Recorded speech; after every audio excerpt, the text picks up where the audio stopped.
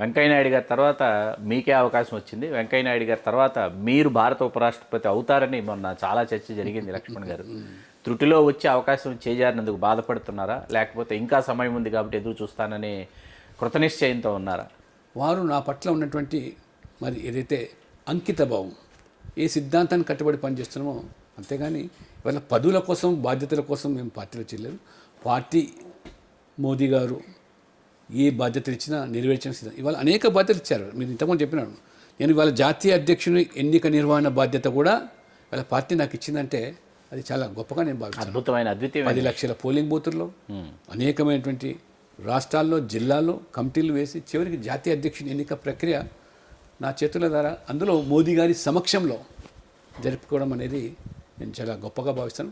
కాబట్టి వారు దృష్టిలో ఈ భవిష్యత్తులో ఏం బాధ్యత ఇస్తానేది అని వాళ్ళ మీద ఆధారపడింది, కానీ దానికోసం వెంపర్లాడేటువంటి నైజం నాది కాదు.